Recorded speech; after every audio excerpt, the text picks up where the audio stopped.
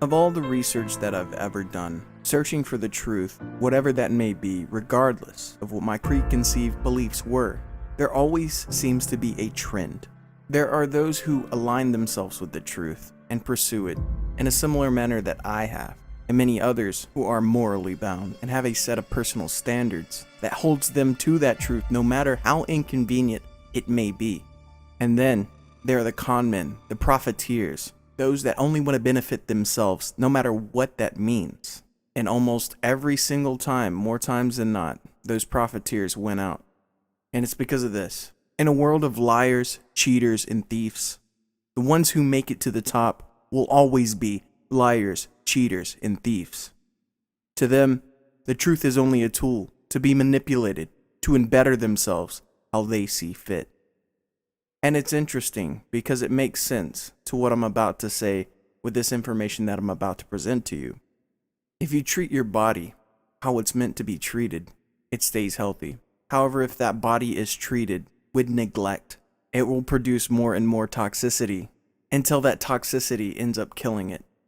So in a way, this society that we live in, and many societies in the past and history, because history repeats itself, these liars, cheaters, and thieves are the toxicity within our system because we haven't kept our body healthy. We haven't kept our society healthy. And now we approach a precipice where the liars, cheaters, and thieves are trying to kill the body. And we're almost there. Now, about COVID. The liars are at it and have always been at it. So let's take a look at this real quick. CDC face mask order, April 3rd, 2020. Wear mask to fight COVID, May 3rd, 2020. Wash hands to fight COVID, same date. Clean surfaces to fight COVID, same date. Now on May 2020, researchers proved otherwise, and you can read that later. And then on June 1st, 2020, the CDC said sanitizing surfaces doesn't protect against COVID-19. On the same day, they said washing your hands doesn't protect against COVID. Also on the same day, they said masks do not work. As well, they said face masks do not work when worn by the sick. Don't wear a dirty mask, it can increase the risk of COVID transmission. And then they also went to state, covering your mouth doesn't even seem to work. Now this is nothing new because liars, cheaters, and thieves, they have to constantly change things up and go with the flow. And when you're a liar, something happens when your narrative doesn't match the body of truth. Your stories don't match. You keep having to constantly change the narrative to fit what seems like the likely case at that time to keep up the lie. You keep having to add on to the lie, change up the lie, mix and match, because no matter what you do, if it doesn't match the body of evidence, it's always going to show its head when it's not lining up with the truth. Now, there's a reason for this. And just like every other area in science and in the truth where a lie benefits the liars, cheaters, and thieves, either with money, power, or some type of wealth, or they consider a wealth to them, in every one of those fields, there is a hated and controversial alternative that is much more in line with the truth than that narrative that is being pushed. And in that case, that is the germ theory.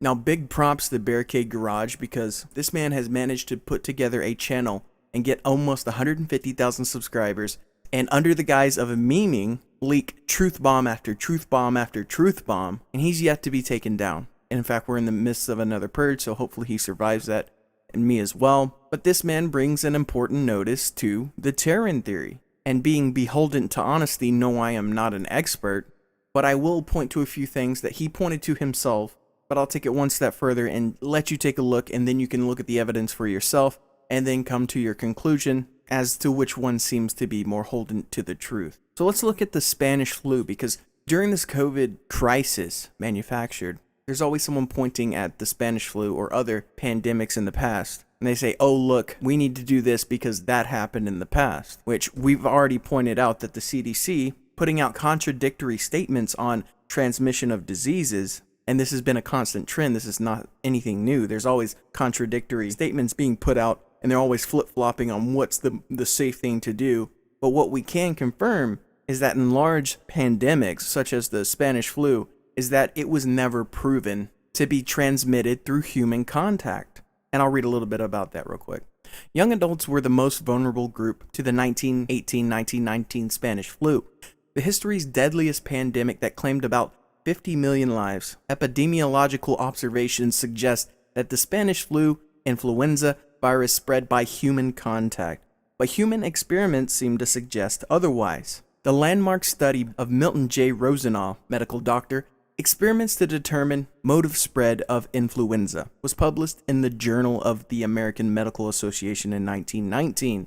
They isolated microbial mixtures from the throat and nose of carefully selected influenza cases from an outbreak location. The researchers then administered these to 10 young U.S. Navy volunteers without prior exposure to influenza. None fell sick. They drew blood from influenza patients and transferred it to the Navy volunteers. None fell sick. They collected influenza patients' mucous membranes with swabs and filtered them to exclude larger microbes like bacteria. They then injected the filtrate into the Navy volunteers. None fell sick.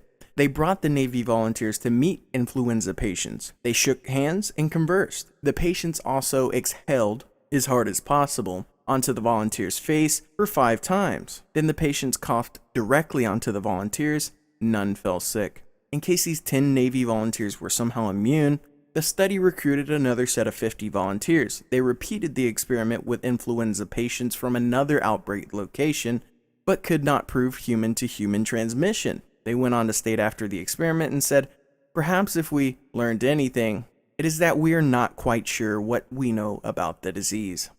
It says a lot. So the most deadly disease in American history, according to the experiments that they did at the time, which is something that would be criminal and they wouldn't allow you to do these types of tests now, proved that you couldn't just transfer that disease to a person just because you were sick with that disease, which doesn't make sense because that's contrary to all the popular narratives. And you might even say, oh, it's a fluke, or maybe something was off with that study. After all, it was done in the 1919s. But things like that start to make sense when you realize that the entire germ and transmission of disease theories were built on a foundation of lies and thievery. Now, this is an article by the Seat of Awareness, which a link will be in the description as well as all of them. And I highly recommend you to read all of it, but I'm not going to read all of it now for lack of time, but I will read a few bullet points here.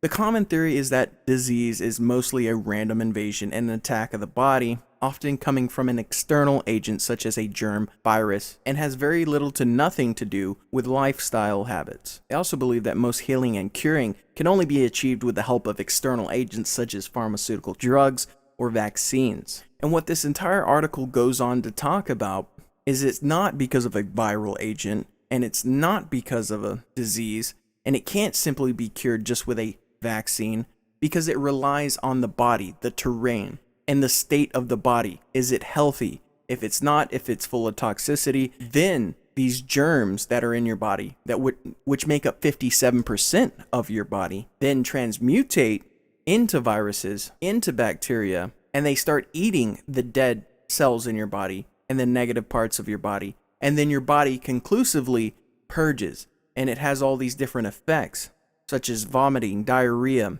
mucus buildup, pus, and other things that your body starts to generate because of the state your body's in, makes these bacteria and viruses that are already inside everyone's body mutate almost as if your body or that particular part of your body is dying or dead. So in conclusion, these so-called diseases are actually your body's response trying to fight off the result of your healthy living conditions, whichever that may be. There's so many different possibilities that go into unhealthy living conditions that can produce all sorts of different results from your body. And even if we go back to the story on how they found out cholera was a thing in water pollution, you might say, well, they proved that one particular well was making everyone sick, whereas other water wasn't. But if you think about it, water that contains a lot of metal and acid and things that put your body into an acidic state or an unhealthy state, however that may be, then your body produces what we call cholera, or the body's natural response